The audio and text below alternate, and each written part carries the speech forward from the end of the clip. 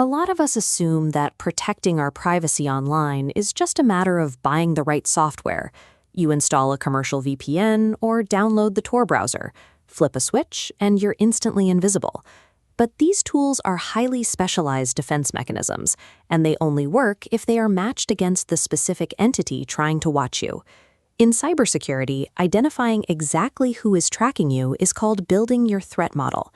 You have to know who you are hiding from before you can choose how to hide. Your internet service provider logging your browsing habits to sell to advertisers is a low-level threat. A state intelligence agency trying to unmask a political whistleblower is a high-level threat. If you optimize for a government agency when you really just want to stop targeted ads, your internet will be unbearably slow. But if you under-optimize, the data you desperately need to protect is left exposed. This is a comparison matrix outlining the 3 environments we need to evaluate to secure a digital life: consumer VPNs, your local browser environment, and the decentralized Tor network. We are going to deconstruct the structural gaps in these 3 tools to help you build the exact setup you require. True online privacy is a spectrum of trade-offs between convenience, centralized trust, and operational security. It is not a simple on and off switch. The primary function of a commercial VPN is encrypting your daily traffic. It hides your IP address and browsing history from your local ISP and anyone monitoring a public Wi-Fi network. But look at the data flow. You bypass your local telecom provider, but your data funnels entirely into a centralized VPN server, shifting your absolute trust. Because the provider controls the server, they possess the technical capacity to log every site you visit, neutralizing your tunnel. Skeptical tone. Almost every provider markets a strict no logs policy, but marketing promises on a website are insufficient on their own. The only way to prove a VPN isn't storing your metadata or DNS queries is through an independent third-party security audit. Firms physically inspect server configurations to verify that logs do not exist. Corporate jurisdiction dictates whether a company can be legally compelled to start logging users in the first place.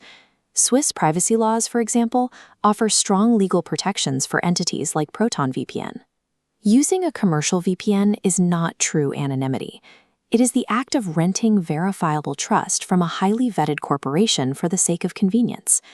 Even a perfectly audited VPN cannot protect you from your own browser settings. Major browsers have a default feature called WebRTC, or Web Real-Time Communication. It is built in to facilitate seamless video and audio calls. WebRTC establishes a direct peer-to-peer connection by exchanging public IP addresses. Your browser ignores the VPN tunnel and draws a direct, unencrypted line to hand over your IP. Because this is an authorized channel, malicious scripts can exploit it to log your true IP. You can mitigate this by installing browser extensions like WebRTC Network Limiter to control the routing, or by diving into your configuration settings to disable the protocol entirely. Warning tone. If you disable WebRTC completely, browser-based communication platforms like Google Meet or Discord will break. A hardened network tunnel is useless if your browser is structurally designed to sidestep that tunnel for the sake of video call convenience. To remove centralized corporate trust from the privacy equation, we have to look at the Tor network. This diagram illustrates Tor's architecture, bouncing encrypted traffic through an entry, middle, and exit node. The entry node knows who you are, but not what you look at. The exit node knows what is looked at, but not who you are.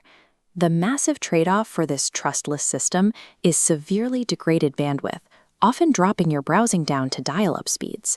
For high-stakes targets, there is a fatal vulnerability: traffic analysis and timing attacks executed by global adversaries. This sequence chart shows how data cells move. If an actor monitors both the entry and exit nodes, they can analyze precise packet timing. By correlating identical timing patterns at the top and bottom of the chain, they can link a user to their destination.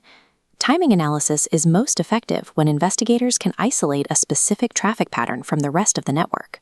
Recent de-anonymization cases were successful because targets relied on an outdated version of the Ricochet application. The software produced a unique, recognizable packet signature that allowed authorities to correlate their entry and exit flows with high precision. Absolute anonymity on decentralized networks eliminates corporate trust, but it requires flawless, highly technical human operation to survive state-level surveillance. There is no perfect universal privacy tool. There is only the mathematically correct tool for your specific risk profile. We can map your path using this decision framework. It starts with one question: what is your primary threat? If your threats include ISP snooping, targeted advertisers, and geo-blocked content, you are Profile A, the everyday privacy seeker. You need a fully audited VPN. Your mandatory action steps are to verify third-party no-log audits and run a WebRTC leak test. Weigh your need for video calls against a watertight IP address before disabling WebRTC. If your threats include state-level surveillance, legal adversaries, or physical safety risks, like whistleblowers, you are Profile B, the high-stakes target.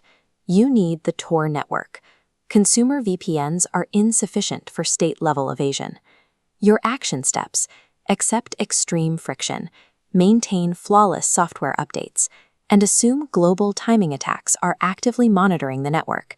Do not mix and match these tools incorrectly. Using a VPN over Tor without understanding the routing implications can expose your connection. Privacy is an active, ongoing posture. It is not a passive subscription. Define your threat, select the appropriate tool, and actively plug the structural leaks your tool ignores.